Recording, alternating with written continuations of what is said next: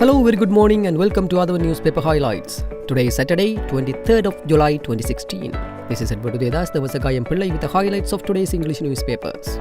Firstly, let's have a look on the Daily Mirror. The main headline says, Local Government Polls, UNP, SLFP to work together. With the decision to proceed with the National Unity Government till 2020, the two main parties, the United National Party and the Sri Lanka Freedom Party, now planned to face the local authorities' elections together, sources said yesterday. India launches a massive search operation for missing military plane. An Indian military plane with more than 29 people on board has gone missing over the Bay of Bengal, the Indian Air Force has confirmed to the BBC. The Antonov 32 transporter aircraft took off from Chennai at 8:30 local time, bound for Port Blair in the eastern archipelago of Andaman and Nicobar. Kiriyala says Dudugemunu's Kotmale place will be made tourist attraction. The place in Kotmale where King Dudugemunu stayed for 10 years would be developed as a tourist attraction, Higher Education and Highways Minister Laxman Kiriyala said. Replying to that statement, Douglas Devananda said, find LRR's tomb and do as Dudugemunu said. Opposition MP Douglas Devananda yesterday urged the government to trace the real tombstone of King LRR and preserve it. Sumandran says no to Ravi Karunanayaka's government guarantee plan. The Committee on Public Finance and Parliament has objected to the budgetary proposal to issue government guarantees for a fee to any enterprise even with less than 50% of government shares, it is learned. Panama Papers issue. No fraud charges against Amarapala, FCID informs Ministry. The Financial Crimes Investigation Division has informed the Megapolis and Western Development Ministry that the minister's former consultant Vidya Amarapala had no involvement in any financial fraud, though his name was mentioned in the controversial Panama Papers. Secondly, let's move to daily news. The main headline says, release of 15 elephants on bond. Court orders fresh probe. Chief Magistrate orders separate inquiry in respect of each elephant. The Colombo High Court yesterday ordered the Colombo Chief Magistrate to conduct a fresh inquiry into the release of 15 elephants to their owners on bond. High Court Judge Manilal Vaidya Tilaka ordered the Chief Magistrate that this inquiry be held separately in respect of each elephant. Judge Vidya Tilaka made this order consequent to a revision application filed by the Attorney General challenging the Chief Magistrate's order on legal grounds. More jobs for Lankan professionals in Malaysia. The Malaysian government has agreed to provide increased employment opportunities for Sri Lankan professionals and skilled workers in Malaysia. An agreement in this regard will be signed at the end of this year.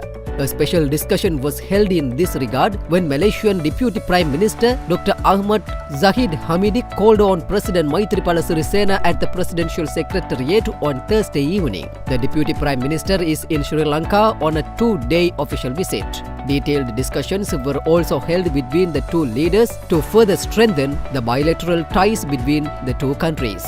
Anuradhapura General Hospital doctors perform miraculous surgery. A team of doctors led by kidney transplant surgeon Dr. Amandana Marasinghe attached to the Anuradhapura General Hospital yesterday performed a miraculous surgery to save the life of a patient by transplanting his kidney and pancreas simultaneously. The patient had been diagnosed with kidney and pancreas failure due to diabetes and was recommended an urgent kidney and pancreas transplant by the doctors. Finally, let's move to Ceylon today. The main headline says, 4 billion rupees cocaine haul.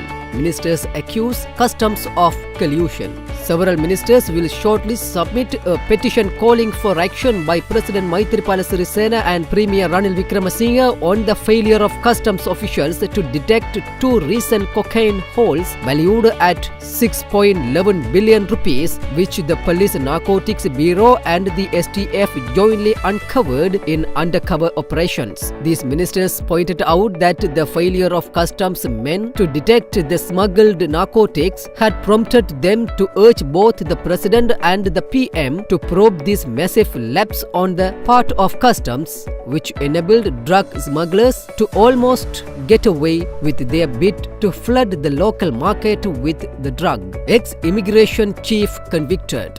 Former Chief Controlling Officer of Immigration and Immigration Singh Arachige Aryasena, who was indicted by the Bribery Commission in 1996 on charges of illegally acquiring funds, was convicted by the Colombo High Court yesterday. CHC Judge Kusala Sarojini Veerawardena imposed a fine of 6.6 million rupees and a 2-year rigorous imprisonment sentence suspended for 10 years. The suspect drew the massive fine in addition to the jail term when it was proved in court he had purchased a house valued at 2 million rupees, which he would not have been able to finance out of his legitimate earnings. The indictment cited events which occurred 22 years ago.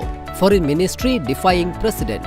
Joint opposition says. The Ministry of Foreign Affairs has acted in serious breach of protocol by calling for suggestions from the international community on a special judicial council, Joint opposition leader MP Dinesh Gunawardena alleged. Speaking in an adjournment debate in Parliament yesterday, he accused the Foreign Ministry of having directed the Lankan Embassy in Washington to issue a statement seeking suggestions from the Sri Lankan diaspora and other communities in America on a mechanism to establish a special judicial council in Sri Lanka. With that, let's come to an end of today's paper highlights. We will come with more news tomorrow morning. Thanks for listening to other newspaper highlights.